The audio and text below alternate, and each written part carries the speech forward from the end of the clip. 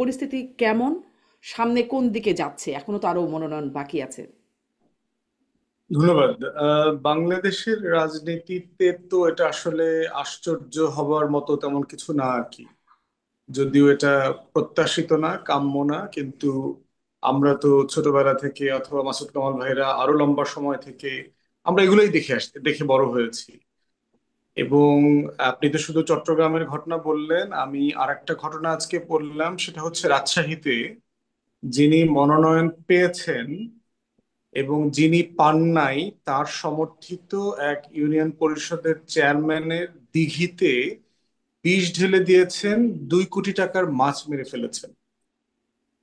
এখন প্রশ্ন হচ্ছে এরা কিন্তু সবাই একই দলের লোক কিন্তু, হুম। মানে তাহলে প্রশ্ন হচ্ছে যদি আপনি একই দলের আরেকজনের ব্যাপারে যদি এই লেভেলের হস্টিলিটি থাকে, সহিংসতা, ঘৃণা, বিদ্বেষ, তাহলে অন্য দলের প্রতি আসলে কি করতে পারবেন? মাঝখানে কতগুলো ভিডিও দেখলাম যে জামাতের মহিলা সদস্যদেরকে লাঠি দিয়ে পিটাইতেছে বিএনপির লোকজন। এখন প্রশ্ন হচ্ছে জামাতের রাজনীতিকে আপনি অপছন্দ করতে পারেন, আপনি তাকে ভোটের অযোগ্য মনে করতে পারেন, আপনি কখনো তাকে ভোট দিবেন না, এগুলো সব ন্যায্য গণতন্ত্রে। কিন্তু একজন নাগরিক, তারা তো দিন শেষে এই দেশের নাগরিক, তাকে আপনি প্রকাশ্য দিবালোকে লাঠি দিয়ে তো পিটাইতে পারেন না।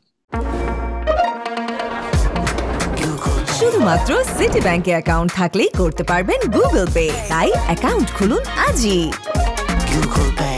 এবং এই দলগুলো মিলে তো আপনারা একসাথে আন্দোলন করছেন গত বছর, এবং অনেকগুলো বছর ধরে একসাথে সরকার গঠন করছেন, ক্ষমতায় ছিলেন, সবই তো করছেন। তো হুট করে এবং বাংলাদেশের কালচারে যেটা হচ্ছে দেখবেন, আমরা যারা রাজনীতি করেছি লম্বা সময়, ছাত্র রাজনীতি করেছি, ছেলেরা ছেলেরা মারামারি করে। সাধারণত কোনো দলই মেয়েদের গায়ে কেউ হাত দেয় না।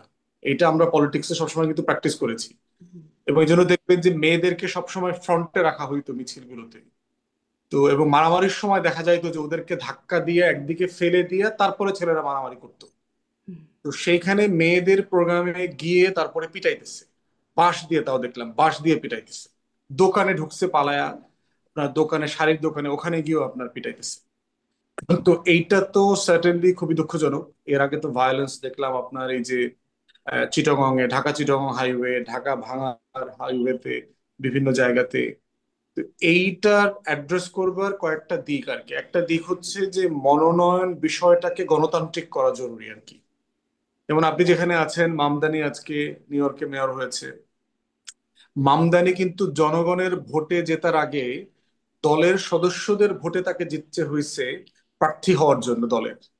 হুম। তো এইখানে দেখেন আমাদের মনোনয়ন প্রসেসটা হচ্ছে যে একজন ব্যক্তি, সর্বোচ্চ ধরেন বিএনপির স্ট্যান্ডিং কমিটি, সবাই মিলে মূলত সিদ্ধান্ত নেয় যে আসলে কে নমিনেশন পাচ্ছে পাবে না। আমাদের আরপিওর গঠনতন্ত্র, আরপিওর যে প্রভিশন আছে, সেখানেও কিন্তু বলা আছে যে স্থানীয় সদস্যদের ভোটে নির্বাচিত হবে, প্রসেস ফলো করে হচ্ছে কিনা সেটা মেনটেন করবার একটা শর্ত দেয়া আছে। কিন্তু বাংলাদেশে বড় দলগুলো সেই প্র্যাকটিসটা আসলে কখনো করে নাই।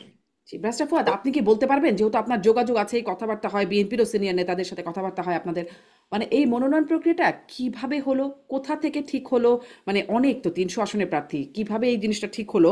আম, আমরা এর আগেও শুনেছি, এবারও এমনকি অভিযোগ উঠেছে, মানে অভিযোগ উঠেছে বলতে কি, রাজনৈতিক দলগুলো, জামাতি যেমন বলেছে যে মনোনয়ন বাণিজ্য করতে চায় বলে পিআর মানতে চাচ্ছে না বিএনপি, এরকম কোনো মনোনয়ন বাণিজ্যের খবর কি হয়েছে, জেনেছেন?